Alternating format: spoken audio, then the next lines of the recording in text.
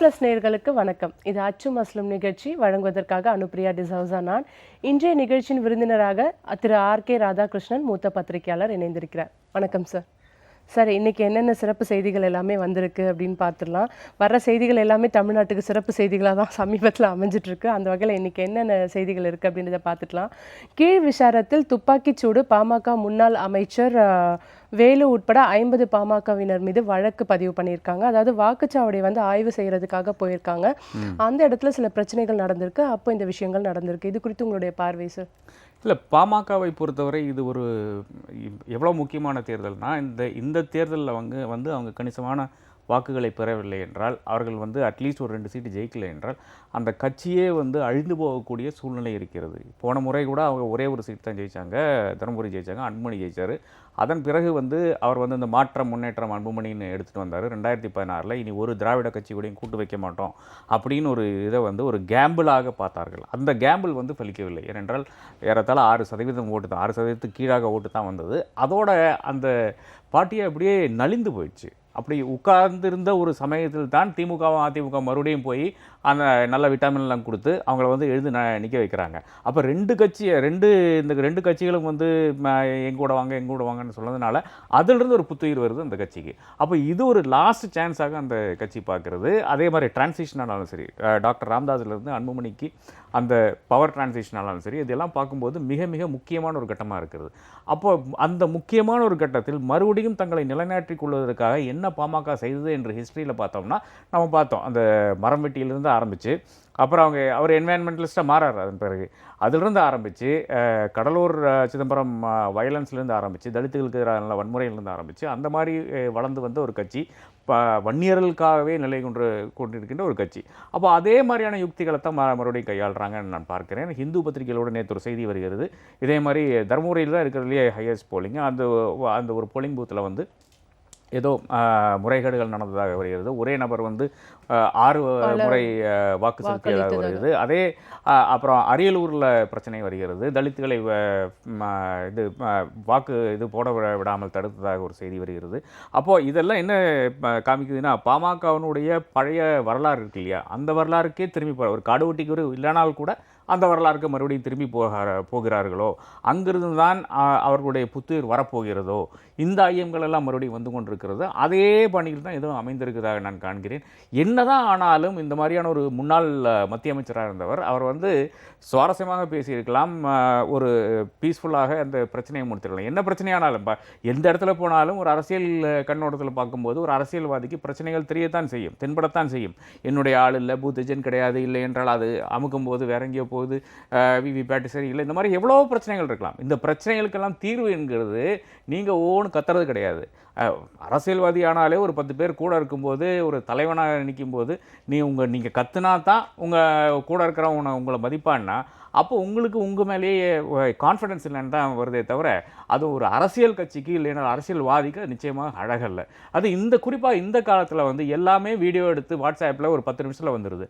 அப்போ நீங்கள் அராஜகம் செய்துட்டு இருக்கிறதாக விட்டால் நீங்கள் கத்துறீங்க. எவனோ ஒருத்தர் ஏதோ சொன்னதுக்காக நீங்கள் கத்துனா கூட, நீங்கள் கத்துறது மட்டும் எடுத்து போட்டாங்கன்னா அது எப்படி வரும்னா, நீங்கள் தான் அங்கே ஹை ஹேண்டட்னஸ் காமிக்கிறீங்க அப்படின்னு ஒரு இது வந்துடும். அப்படி வந்த பிறகு அப்புறம் அதிலிருந்து மீடுறது ரொம்ப கடினமாக இருக்கும். அப்புறம் மறுபடியும் ஒரு தேர்தலுக்கு போகும்போது மக்கள் நாளைக்கு கேள்வி கேட்க ஆரம்பிப்பான். ஏன் உங்களுக்கு ஒரு பிரச்சனை வரும்போது இவ்வளோ கத்துறீங்களே, எங்கள் பிரச்சனைக்கு ஏன் குரல் கொடுக்க மாட்டேங்கிறீங்க அப்படின்னு கேட்பான். அப்போ நான் இல்லைங்க, ஒரு சட்டம் இருக்குங்க, சுப்ரீம் கோர்ட் இருக்குங்க, பாராளுமன்றம் இருக்குங்க அப்படின்லாம் சொன்னால் மக்கள் ஏற்றுக்கொள்ள மாட்டான். உங்கள் பிரச்சனையே வரும்போது நீங்கள் கத்துறீங்க, இப்போ ஏதாவது அடாவடித்தனம் பண்ணுறீங்க, ஏதோ ஒரு பண்ணி உங்கள் பிரச்சனையை சால்வ் பண்ணுறீங்களே, அதே மாதிரி நீங்கள் எங்கள் பிரச்சனைக்கு நிற்க வேண்டாமா. காவிரி தண்ணீர்லாம் அதே மாதிரி கேள்வி கேட்பான். என்ன இப்போ மட்டும் என்ன சுப்ரீம் கோர்ட் வந்துருச்சு உங்களுக்குன்னு கேட்பான். அப்போது நீங்கள் உங்களுடைய அந்த நடவடிக்கையால் பல அரசியல்வாதிகளுக்கும் தெரியாத ஒரு விஷயமாக இருக்கிறதுன்னு நான் நினைக்கிறேன். ஏன்னா பல இடத்துல அவங்க அவங்களுடைய அந்த வாய்ஸ் ரேஸ் பண்ணதாலும் சரி, எங்கெங்கே பார்ஜ் பண்ணி போனாலும் சரி, தொடர்ந்து இதே நிகழ்வுகள் தமிழ்நாட்டில் மட்டும்தான் நடக்குது. இதே கேரளாவில் போய் பாருங்களேன், இந்த மாதிரி நிகழ்வே நடக்காது. ஒரு அரசியல்வாதி எப்போவாச்சு அந்த அவருடைய அந்த பப்ளிக் இமேஜிலிருந்து வெளியே வந்தாங்கன்னா, வெளியே வந்து ஏதாச்சும் இந்த மாதிரியான பேச்சுக்கள் இல்லை என்றால் இந்த மாதிரி நடவடிக்கை எடுத்தாங்கன்னா அப்புறம் அரசியலில் இருக்க முடியாத சூழ்நிலை இருக்கிறது. கேரளாவில் இப்போ பார்த்தீங்கன்னா, குறிப்பாக ஒரு கேரளாவுக்கு தமிழ்நாடுக்கு இருக்க ஒரு வித்தியாசம் பார்த்தீங்கன்னா, கேரளாவில் தண்ணி அடிக்கிறது ஒரு பெரிய குற்றம் கிடையாது. அரசியல்வாதி உட்காந்து தண்ணி அடிக்கலாம், பாரில் போய் உட்காந்து தண்ணி அடிக்கலாம். அது வந்து ஃபோட்டோ எடுத்து போட்டால் கூட யாரும் ஒன்றும் கண்டுக்க போகிறதில்ல. கேரளாவில் அத்தனை மக்களும் பல ஹையஸ்ட் கன்சம்ஷன் ஆஃப் ஆல்கஹால் கேரளாவில் இருக்குது இந்தியாவை பொறுத்தவரை. தமிழ்நாட்டில் ஒரு அரசியல்வாதி வந்து எந்த அரசியல்வாதி தண்ணி அடிக்கலாங்கிற கேள்வி இருக்குது. அதை தாண்டி பார்த்தோன்னா ஒரு அரசியல்வாதி தண்ணி அடிக்கிற மாதிரியான ஒரு படம் எங்கேயாச்சும் வந்துருச்சுன்னா அவ்வளோதான், கேரியர் காலி. ஆனால் முக்கியமான பிரச்சனைகள் என்னென்ன மக்களுக்கு உறுத்தக்கூடிய அந்த பிரச்சனைகள் இருக்கு இல்லையா, அந்த பிரச்சனைக்கு வரும்போது இந்த மாதிரி அடாவடித்தனம் செய்கிறதாலும் சரி, எந்த ஒரு பிரச்சனைகள் செய்தாலும் சரி, அதற்காக முன் நின்று செய்ய மாட்டாங்க. ஆனால் இதெல்லாம் ஒரு பெரிய பெரிய பிரச்சனையாக தமிழகத்தில் தெரியுது. இந்த ஒரு பேசிக் முரண்பாடை நாம் ஃபஸ்ட்டு மாற்றணும். அதை மாற்றவில்லை என்றால் அரசியல்வாதிகள் மறுபடியும் இந்த மாதிரி ஒரு 10 வண்டியில் வர்றது அது சினிமாவில் பார்க்குற மாதிரியே தான். அதில் ஒரு வித்தியாசம் கிடையாது. துப்பாக்கி சூடு வேற நடந்திருக்கு. அந்த பிரச்சனையை சீர் செய்யறதுக்காக வானத்தை நோக்கி சுட்டிருக்காங்க. ஆமாம், இது வானத்தை நோக்கி சுடுற அளவுக்கு போயிருக்குன்னா தமிழகத்தில் அது கேள்வி கிடையாது. இப்போ ஆண்டிப்பட்டியில் நடந்தது அந்த சம்பவம். ஆனால் இந்த சமீப காலத்தில் வந்து அந்த குருவி சுட்ட மாதிரி சுட்டாங்களே தூத்துக்குடியில், அதை தவிர அந்த துப்பாக்கி சூடுங்கிறது தமிழகத்தில் வந்து அவ்வளோ எளிதில் நடக்காத ஒரு விஷயமா இருக்குது. அதனால நமக்கு ஏதோ பெரிய ஒரு பதட்டம் நிலவிய போது நமக்கு தெரியுது.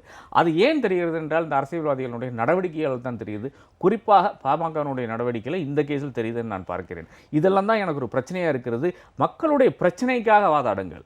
மக்களுக்கு என்ன ஏதாச்சும் ஒரு தேவை இருந்தால் அந்த தேவைக்காக நீங்கள் குரல் கொடுங்கள், அதுக்காக போராட்டம் நடத்துங்கள்.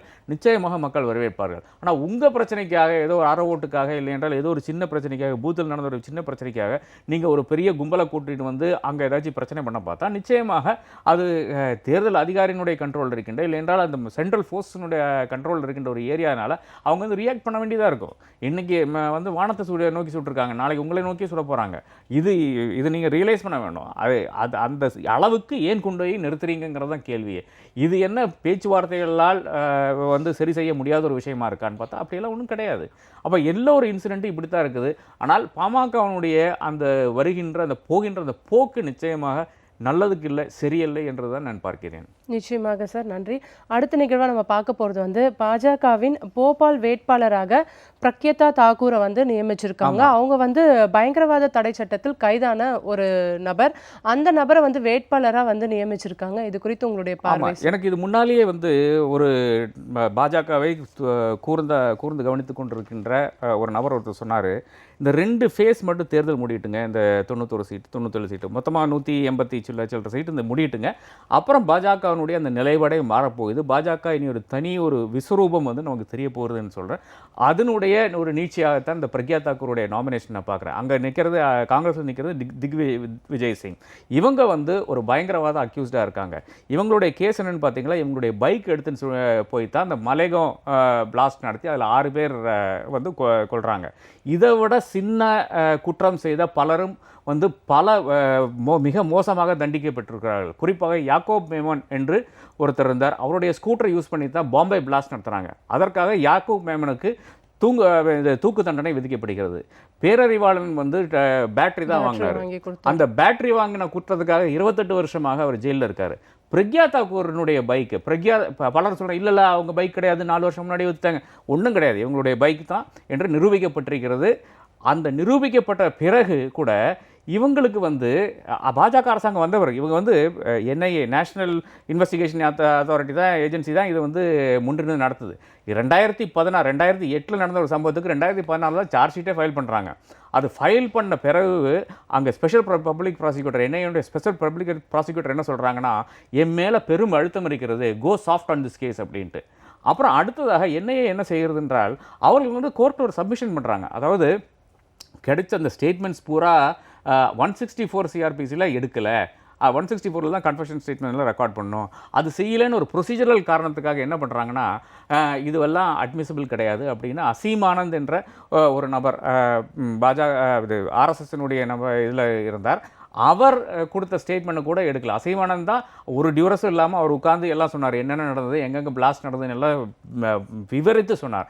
அந்த ஸ்டேட்மெண்ட் கூட இவங்க எடுத்துக்கல. அப்படித்தான் பிரக்யா தாக்கூரை வந்து விடுவிக்கிறாங்க. அந்த விடுவிக்கிற சமயத்தில் வந்து ஜட்ஜு சொல்கிறாரு, இல்லை இவங்கள வந்து நான் பெயிலில் தான் விட முடியுமே தவிர இவங்க இந்த கேஸில் இருந்து முழுமையாக நான் பண்ண முடியாது. செக்ஷன் 16, 18 ஆஃப் இது ஊப்பானா அன்லாஃபுல் ஆக்டிவிட்டீஸ் ப்ரிவென்ஷன் ஆக்டில் வந்து நீங்கள் இவர்கள் மேலே சார்ஜ் ஷீட் பண்ணியே தான் ஆக வேண்டும் என்ற ஒரு கட்டளையும் கொடுக்குறாரு ஜட்ஜ். அப்போ குற்றப்பத்திரிகை தாக்கல் பண்ண ஒரு நபரை வந்து வேட்பாளரா நியமிக்கிறது அப்படின்றதே ஒரு அதிர்ச்சி அளிக்கிறது இல்லையா? அதான் பாஜகவினுடைய அணுகுமுறை தான் அது. அதாவது இவங்க வந்து இஸ்லாமிய தீவிரவாதத்துக்கு எதிராக போராடுறாங்க. அப்போ எப்படி போராடுறாங்கன்னா இஸ்லாமியர்களை கொன்று போராடுகிறார்கள். அப்போ இது வந்து பாஜகவுக்கு ஏற்புடைய ஒரு தத்துவமாக இருக்கிறது. அடுத்ததாக இவங்களுடைய அந்த விசாரணை எல்லாம் நடந்தது யாருன்னு பார்த்தீங்கன்னா ஹேமந்த் கர்கரே என்ற மும்பையை சேர்ந்த ஆன்டி டெரரிசம் ஸ்குவாடினுடைய தலைவனாக இருந்த மனிதர் தான் செய்தார். அவர் செய்ததுனால தான் இந்த அம்மா வந்து ஜெயிலுக்கே போகுது. பிரக்யா தாக்கூர் ஜெயிலே அடைக்கப்படுகிறார். அதை தொடர்ந்து பிரக்யா தாக்கூர் நேற்றைய தினம் என்ன கூறியிருந்தார்னா, நான் வந்து அவரை சபிச்சிட்டேன், நான் சபிச்சனால தான் 7 மாதத்தில் அந்த ஆள் வந்து மரணம் அடைந்தார் அப்படின்னு ஒரு வாக்குமூலம் பகிரங்கமான ஒரு ஸ்டேட்மெண்ட் கூட சொல்கிறாங்க. அது வந்து பாஜக ஜஸ்டிஃபை பண்ணுது. என்ன ஜஸ்டிஃபை பண்ணுதுன்னா, அவங்க அவ்வளோ துன்புறுத்தலுக்கு ஆளாகினாங்க, அதனால தான் அங்கிருந்து வர்ற ஸ்டேட்மெண்ட் தான் இது வந்து எங்களுக்கு ஏற்புடையதில்லை இப்படின்னு சொல்கிறாங்க. ஹேமந்த் கர்கரேன்றது அசோக் சக்ரா அவார்டி. அசோக் சக்ராங்கிறது நம்மளுடைய சிவிலியன், அதாவது போர் இல்லாத சமயத்தில் கொடுக்கின்ற ஹையஸ்ட் சிவிலியன் அவார்டு. அதை வாங்கிய மனிதனை வந்து நான் சபிச்சனால தான் அவர் மரணம் அடைந்தார் என்று ஒரு பாஜக வேட்பாளர் சொல்கிறதும், அந்த மாதிரி ஒரு வேட்பாளரை வைத்திருக்கிறது, இது மாதிரி ஒரு நபரை வந்து டெரர் அக்யூஸ்டை வந்து நீங்கள் வேட்பாளராக நிறுத்தியிருக்கீங்க. அதாவது இந்தியானுடைய இறையாண்மையிலையோ இந்தியானுடைய சேஃப்டிலையோ உங்களுக்கு ஒரு அக்கறையும் கிடையாதுங்கிறதுக்கு ஒரு முன்னுதாரணமாக இருக்கிறது தான் பிரக்யா தாக்கூருடைய கேண்டிடேச்சராக நான் பார்க்கிறேன். இது ஒரு பெரும் பிரச்சனையாக நாளைக்கு வெடிக்கப் போகிறது. பாஜகவை பொறுத்தவரை யாரெல்லாம் இஸ்லாமியருக்கு எதிராக இருக்கிறார்களோ அவர்களை எல்லாம் நான் கட்சிக்குள்ளால் கொண்டு வந்து இந்த மாதிரியான கேண்டிடேட் ஆக்குவேங்கிறதுக்கு ஒரு உதாரணமாக இது திகழ்கிறது. அடுத்ததாக இந்த ஹேமந்த் கர்கரே கேஸில் என்ன ஆகுதுன்னா, ஐபிஎஸ் ஆஃபீஸர்ஸ் அசோசியேஷன் இதுவரை இவ்வளோ பிரச்சனைகள் நாட்டில் இருந்து கூட சிபிஐயில் ஒரு டைரக்டரை தூக்கி போடுறாங்க, இன்னொருத்தர் வந்து கொண்டு வைக்கிறாங்க, அது சுப்ரீம் கோர்ட் வேண்டான்னு சொல்லுது, சிபிஐ வந்து அப்படியே சீர்கழிச்சிடுறாங்க. நேஷனல் இன்வெஸ்டிகேஷன் ஏஜென்சி வந்து இவங்க கம்ப்ளீட்டாக வந்து இவங்க கைக்குள்ளால் எடுத்து இவங்க என்ன சொல்கிறாங்களோ அரசியல்வாதிகள் எழுதி கொடுக்குறத கொண்டு தாக்கல் செய்கின்ற ஒரு ஆர்கனைசேஷனாக திகழ்கிறது. அதை வந்து கண்டனம் செய்திருக்கிறார் அந்த ஜட்ஜு. என்ன சொல்லியிருக்காங்கன்னா, உங்கள் இன்வெஸ்டிகேஷன் ஷாடி நீங்கள் பல ப்ரூஃபுகளும் என் முன்னாலேயே கொண்டு வரவில்லை, அதனால தான் பிரக்யா தாக்கூரை இப்போ விடுவிக்க வேண்டிய நிலையில் நான் வருகிறது, ஆனால் நீங்கள் சார்ஜ் ஷீட் ஃபைல் தான் பண்ணி தான் ஆக வேண்டும் என்ற ஒரு சரத்தையும் விதிக்கிறார் இந்த ஜட்ஜ். அந்த அளவுக்கு கொண்டே எண்ணெயை நிறுத்திட்டாங்க. ஒவ்வொரு ஆர்கனைசேஷனும், ஒவ்வொரு நேஷனல் ஆர்கனைசேஷனும் போலீஸ் ஆர்கனைசேஷனும் இந்த லெவலில் இருக்கிறதுக்கு காரணமான அரசியல்வாதிகளை வந்து இதுவரை ஒரு பிரச்சனையிலும் வந்து ஒரு கண்டமினேஷன் கூட செய்யாத ஐபிஎஸ் ஆஃபீஸர் அசோசியேஷன் நேற்று சொல்லியிருக்கிறது, ஹேமந்த் கர்கரேயை பற்றியான வெளியிட்ட அந்த கருத்தை, ஒரு கேண்டிடேட் வெளியிட்ட கருத்தை எங்களுக்கு ஏற்புடையதில்லை, இது வந்து கண்டமினேஷனுக்கு உரியதுன்னு சொல்லிட்டு ஒரு ஸ்டேட்மெண்ட் விட்டுருக்காங்க. அதில் கூட பாஜகவை நேம் செய்யக்கூடிய, இல்லைன்னா அந்த கேண்டிடேட்னுடைய பெயர் சொல்லக்கூடிய அந்த தைரியம் கூட இல்லாத இந்த காக்கி படையை தான் நம்மளை காப்பாற்றி கொண்டிருக்கிறது. நம்ம யோசித்து பார்க்க வேணும். அந்த அளவுக்கு ஐபிஎஸ் ஆஃபீஸர்ஸ் அசோசியேஷன் கீழே போயிருக்கு. ஆனால் அங்கிருந்து கூட அந்த கண்டமினேஷன், அந்த குமரல்னால அவங்க வந்து பதிவு போடுறாங்க ட்விட்டர் பக்கத்தில். அப்போ ஹேமந்த் கர்கரே வந்து இன்றைக்கி வந்து எனக்கு அறிய வேண்டிய விடை, பாஜகவினர் அறிய வேண்டிய விடை என்னவென்றால், இவர் வந்து உங்களை பொறுத்தவரை ஹீரோவா வில்லனா? இவர் வந்து இந்த அம்மாவை அரெஸ்ட் பண்ணதால் மட்டும் உங்களுக்கு வில்லன் ஆயிடுறாரா? அப்படி இருந்தால் இவருக்கு ஏன் ஒரு அசோக சக்கரா கொடுக்குறீங்க? இன்னும் எவ்வளோ ஒரு தியாக மனப்பான்மை இருக்கிற ஃபேமிலின்னு பார்த்தீங்கன்னா, இவருடைய மனைவி வந்து மறைகிறார். அந்த மனைவியுடைய தேக உடல் உறுப்புகளை வந்து இவங்க வந்து மெடிக்கல் காலேஜுக்கு தானம் செய்கிறார்கள். அப்போ அந்த அளவுக்கு இந்த நாட்டினோட ஈடுபாடு இல்லை.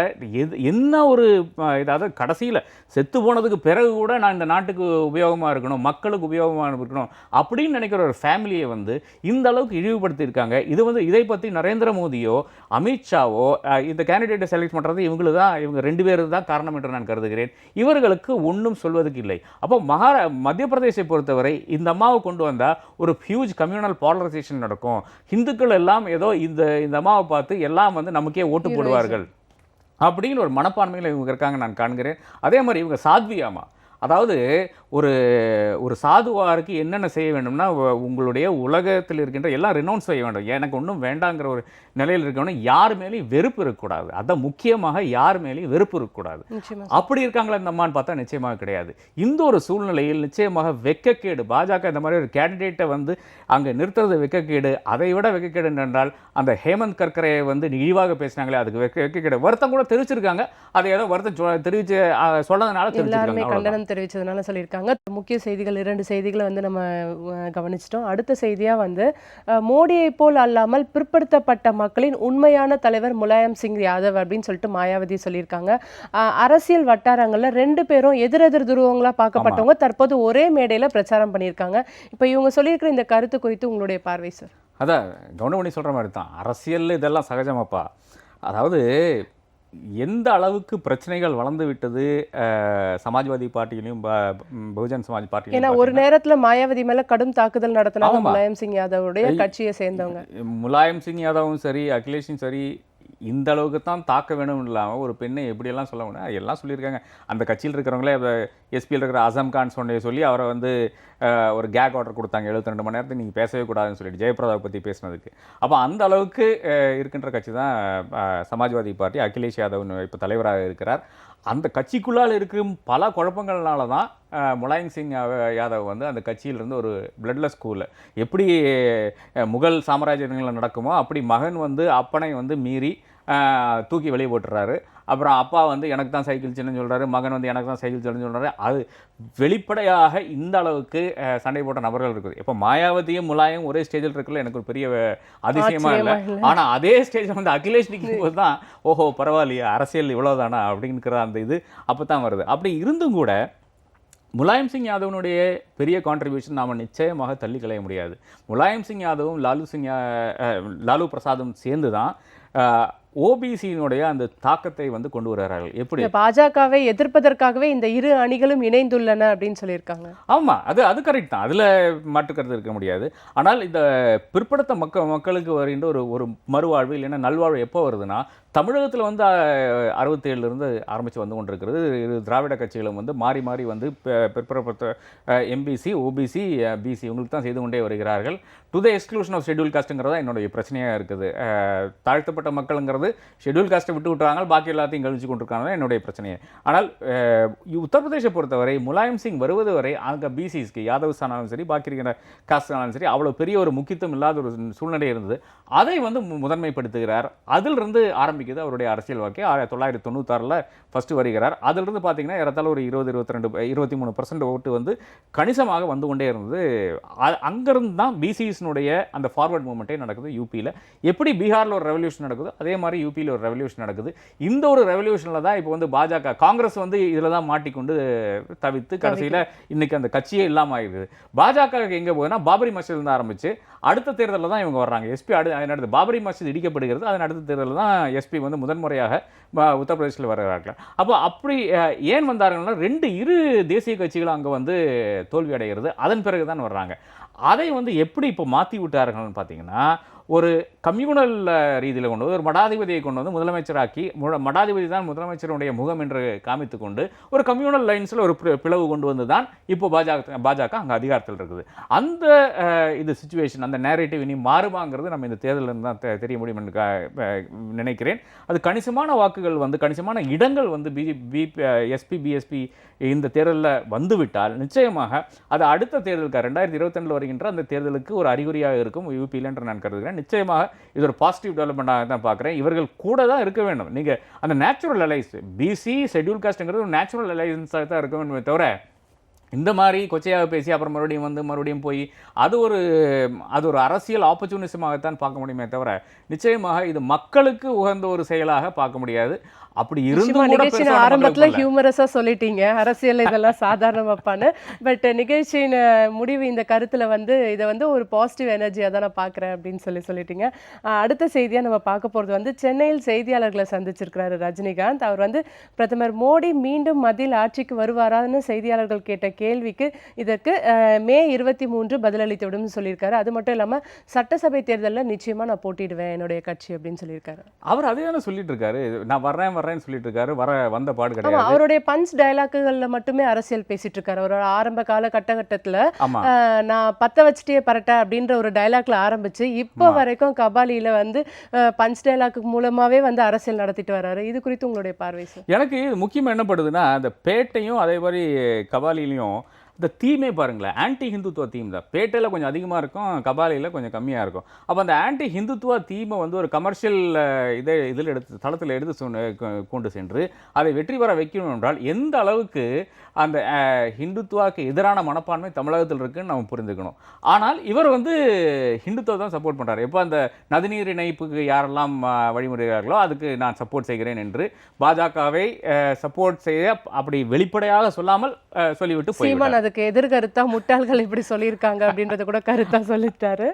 ஆமாம், அதை தாண்டி இப்போ ரஜினியை பற்றி ஏதாச்சும் பேச நேற்று கூட ஒரு தொலைக்காட்சியில் உட்காந்து சொல்லுங்க, அவர் வரட்டுமே வச்சு செஞ்சிடலாம் அப்படின்னு பேசிகிட்டு இருந்தாங்க. அது ஏன் அந்த மாதிரியான கருத்துக்கள் வருதுன்னா, இவர் ஒரு கேள்வி கேட்டால் இவருக்கு அது பதில் சொல்லக்கூடிய அந்த ஆற்றல் கிடையாதுன்ற நான் பார்க்கிறேன். ஒரு இடத்துல சொல்கிறாரு எனக்கு தலையே சுற்றிருச்சுன்னு சொல்கிறாரு. அப்போது நீங்கள் அரசியலில் அந்த அளவுக்கு ஆர்வம் இல்லை என்றால் நீங்கள் வர வேண்டிய அவசியம் கிடையாது. நான் பல முறை சொல்லியிருக்கேன், இவர் ஒரு ஸ்பிரிச்சுவல் பர்சன். இல்லை, மக்கள் எதிர்பார்க்குறாங்களான்றது வந்து இந்த தேர்தல் வந்தால் தான் தெரியும். ஆனால் அவருடைய ரசிகர்கள் மட்டும் தானே இவர் அரசியலுக்கு வரணும்னு எதிர்பார்க்குறாங்க. ஆமா, ரசிகர்கள் வந்து ஏற்கனவே டிசைட் பண்ணிட்டாங்க, இவர் அரசியல் தான் இருக்காருன்னு டிசைட் பண்ணிட்டாரு. பட் அந்த அளவுக்கு இருக்கின்ற அந்த டிசிஷன் வந்து இவர் எடுத்திருக்காரான்னு பார்த்தா தெரியாது, இன்னைக்கும் தெரியாது. அது ஆண்டவனிடம் கேட்டுத்தான் நாம் தெரிந்து கொள்ள வேண்டும், அவரும் தெரிந்து கொள்ள வேண்டும் என்று சொல்லியிருக்கார். பட் இதுதான் முதல் முறையாக அடுத்த தேர்தலில் போட்டியிடுகிறேன் என்று உறுதியாக சொல்லியிருக்கதா நான் பார்க்கிறேன். அது நிச்சயமாக வரவேற்கத்தக்கதான். யார் வேணால் அரசியலுக்கு வரலாம், யார் வந்து நல்லது செய்தாலும் நிச்சயமாக மற்ற மக்கள் ஏற்றுக்கொள்ளக்கூடிய இடத்துல தான் இருக்கிறாங்க. அந்த அளவுக்கு நிச்சயமாக வரவேற்கிறேன். ஆனால் இது மாறி 96லேருந்து நான் அரசியலில் இருக்கிறேன், நான் புதுசாக இல்லை அரசியலுக்கு, ஏதோ 2014 வர்ற மாதிரி ஒரு சூழ்நிலையில் வந்து இல்லை நான் லோக்சபா தேர்தலில் போட்டியிடல. இப்போ 2018 அந்த பிரச்சனைகள் 2017 டிசம்பர்லேருந்து ஆரம்பித்து கொண்டிருந்த அந்த பிரச்சனைகள், நான் போட்டியிட விரும்புகிறேன் இப்படியே போய்கொண்டிருக்கும் போது தான் ஒரு பிரச்சனையாக நான் பார்க்கிறேனே தவிர யார் வேணாலும் இல்லை. இவர் நான் வந்து அரசியலுக்கு வரப்போகிறேன் அப்படின்னு சொல்லிட்டு இருக்கிற நேரத்துலையும் அவருடைய அடுத்தடுத்த படப்பிடிப்புகளுக்கான அறிவிப்புகளும் வந்துக்கிட்டே தானே இருக்குது. அது இருந்துட்டு தான் இருக்கும். அதாவது ரஜினி மிக தெளிவாக என்ன நினைக்கிறாருன்னா, அந்த படத்தினால தான் நம்முடைய அரசியல் வாழ்க்கை வந்து நடக்க வேண்டியது இருக்குது என்று அவர் தெளிவாக இருக்கிறார். கமல் அந்த தவறை இப்போ செய்கிறார். அதாவது எனக்கு இந்த மீடியம் வேண்டான்னு ஒதுக்கி வைக்கிறார். மீடியம் தான், அந்த மீடியம் இருந்தால் தான் உங்களுக்கு மெசேஜ் போய் சேரும். இவரு கூட எம்ஜிஆர் கூட முதலமைச்சர் ஆகி கூட 2 படம் ஏதோ முடித்து கொடுத்து தான் அதன் பிறகு தான் நான் நீ படத்தில் நடிக்கலான்னு சொன்னார். ஆனால் அது யூஸ் பண்ணார். அரசியலுக்கு வந்து முதலமைச்சரானவரை அவர் வந்து அந்த யூஸ் பண்ணுறார். அவர் முன்னாடியே அரசியலுக்கு வந்துட்டார், அப்புறம் எம்பி ஆறாரு, அதன் பிறகு எம்எல்ஏ ஆறாரு. அந்த சமயத்தில் எல்லாமே வந்து அவர் வந்து படத்தில் நடித்து கொண்டே தான் இருக்கிறார். அப்புறம் முதலமைச்சரான பிறகு தான் அது கைவிடுறாரு. அப்போ அந்த மீடியம் நீங்கள் வேஸ்ட் பண்ணக்கூடாது, நீங்கள் விட்டுறக்கூடாது. அதில் வந்து ரஜினி தெளிவாக இருக்கார். கமல் அதில் பெரிய தவறு பண்ணிட்டாருன்னு நான் கருதுகிறேன். இதுதான் பலரும் என்கிட்ட கூறியிருக்காங்க. அதாவது உங்களுக்கு கம்யூனிகேட் செய்ய முடிகின்ற மீடியான்னு பார்த்துருந்தான் அது வீடியோஸு, சினிமா தான். வீடியோவில் பாருங்களேன், கமலினுடைய வீடியோஸ் பாருங்கள் எவ்வளோ அழகாக இருக்குன்ட்டு. அப்போ அவருக்கு அது தெரியும், அந்த மீடியா உங்களுக்கு தெரியும். அப்போ ஒரு 2 hours வருகின்ற படத்தில் எந்த அளவுக்கு அவர் கம்யூனிகேட் பண்ண முடியுங்கிற அவருக்கே தெரியும். அதை ஏன் இழக்க வேண்டும் என்ற ஒரு நிலை இருக்கிறது. நிச்சயமாக ரஜினி அது செய்யவில்லை. அதுவும் நிச்சயமாக வரவேற்கக்கூடியது தான். நான் ரஜினியுடைய ஃபேன் தான், அதாவது படத்தில் நான் ஃபேன் தான். ஆனால் அவருடைய அரசியல் கருத்துக்களுக்கு நான் நிச்சயமாக எதிராகத்தான் நான் பேசிக்கொண்டிருப்பேன். அவருடைய அந்த தெளிவு வரும் வரை அந்த பிரச்சனை இருக்கத்தான் செய்யும். நிச்சயமா சார். அடுத்த நிகழ்வாக நம்ம பார்க்க போகிறது வந்து வாக்குப்பதிவு நாளில் தேவையான அளவு பேருந்து போக்குவரத்து வந்து செய்யப்பட்டிருக்கு அப்படின்னு சொல்லிட்டு முதல்வர் பழனிசாமி வந்து சொல்லியிருக்காரு. எங்கே செஞ்சாங்க? அவர் வீட்டாட்டில் செஞ்சாங்களா, இல்லை என்ன கிரீன்வேஸ் ரோடில் செஞ்சாங்களா? நாம் எல்லாம் பார்த்து கொண்டு தான் இருந்தோம். கோயம்பேடுலேருந்து பஸ்ஸு கிடையாது. என்ன யூஸ்வலாக என்ன பண்ணுவாங்கன்னா, கோயம்பேடில் அந்த புந்துமல்லி ஹை ரோட்டில் ஒரு பெரிய ஒரு லேன் வந்து பிளாக் பண்ணிவிட்டு பஸ்ஸுகளுக்காக நிறுத்தி வைப்பார்கள். ஸ்டேட் டிரான்ஸ்போர்ட் கார்பரேஷன் பஸ்ஸுகளுக்காக. அது ஏறத்தாழ மதுரவையில் தாண்டி அந்த பைபாஸ் மட்டும் நிற்கும். அப்போ அதிலிருந்து 10 பஸ்ஸுகளாக உள்ள விட்டு ஆளை எடுத்துகிட்டு போய் கொண்டிருப்பார்கள். இந்த முறை அந்த இது கிடையாது. நான் அந்த பக்கம் தான் இருக்கேன், எனக்கு தெரியும், கிடையாது, செய்யவே இல்லை. அதே மாதிரி பெருங்குளத்தூர்லையும் சரி, இதில் மாதவரம் மில் காலனிலையும் சரி, அங்கே இருக்கிற பஸ் ஸ்டாண்ட்ஸில் வந்து அதிகமாக பஸ்ஸுகளை விநியோகம் செய்து அங்கிருந்து முன்னாடியே தகவல் தெரிவிச்சிருவாங்க. யாரெல்லாம் ரிசர்வ் பண்ணாங்களோ இங்கே வந்து இருக்கீங்கன்ட்டு அந்த தகவல் தெரிவிப்பாங்க. இந்த முறை அது கிடையாது. அதே மாதிரி பாருங்களேன், சேலத்தில் ஆனாலும் சரி, கோயம்புத்தூர்ல ஆனாலும் சரி, திருப்பூர்ல ஆனாலும் சரி, மதுரையில் ஆனாலும் சரி, மக்கள் அவர்களுடைய இடங்களுக்கு சென்று சேர முடியவில்லை என்றது ஒரு நிதர்சனமாக இருக்கிறது. பங்களாதேஷில் நம்ம ட்ரெயினுக்கு முன்னால் பார்த்த அதே அவலம் வந்து நம்ம முந்தானேத்து பார்த்த 17ஆம் தேதி நைட்டு நாம் பார்க்குறோம். ட்ரெயினில் அந்த என்ஜின்லாம் பிடிச்சிட்டு ஆட்கள் வந்து வீட்டுக்கு போய் கொண்டிருக்கிறார்கள். ஏன் இவங்களுக்கு கிரிவலம் நடக்கிறது தெரியலையா? சித்திரை திருவிழான்னு இவங்களுக்கு யாரும் சொல்லியா? இல்லை அழகர் திருவிழான்னு சொல்லியா? இதை தேர்தலை விட்டு விடுங்கள். இந்த 2 முக்கியமான திருவிழாக்கள் இந்த நாட்டில் நடக்கும்போது பஸ் இல்லைன்னு பார்க்கும்போது அங்கே தான் பிரச்சனை வருது. எவ்வளவோ வீடியோஸ் நான் பார்த்துருக்கோம். கோயம்பேடில் நடந்த அவலம் பார்த்துருக்கோம். கோயம்பேடில் தடியடி கூட நடத்துனாங்க. மக்கள் என்ன கேட்குறாங்க? பஸ் எங்கடான்னு கேட்குறாங்க. அதுக்கு வந்து அடிப்பீங்களா நீங்கள்? அப்போ அந்த அளவுக்கு போன பிறகு ஒரு முதலமைச்சர் இப்படி பேசுகிறாருன்னா, அவருக்கு வந்து அவர் இந்த தமிழ்நாட்டில் கிடையாது, வேற ஏதோ ஒரு ஊரில் வந்து கற்பனை தமிழ்நாட்டில் இருக்காரு. அங்கே ஒரு வேளை பஸ்ஸுகள் ஒழுங்காக ஓடி இருக்குன்னு நான் பார்க்கிறேன். அதனால தான் அவர் அப்படி பேசுகிறாருன்னு நினைக்கிறேன் நான். அது மட்டும் இல்ல, மக்களவை மற்றும் 18 சட்டமன்ற இடைத்தேர்தலில் வெற்றி பெறுவோம்னு சொல்லியிருக்காரு. ஆமாம், வெற்றி பெறலாம். எப்படி வெற்றி பெறுவாங்கன்னு தான். அதுவும் இன்னொரு தமிழ்நாடாக இருக்குது. இந்த தமிழ்நாடாக இருக்க முடியாது என்று நான் கருதுகிறேன். ஏனென்றால் மக்களுக்கு நீங்கள் வந்து ஆர்கே நகரில் பார்த்த அதே நிகழ்வு தான் நடக்க போகுது.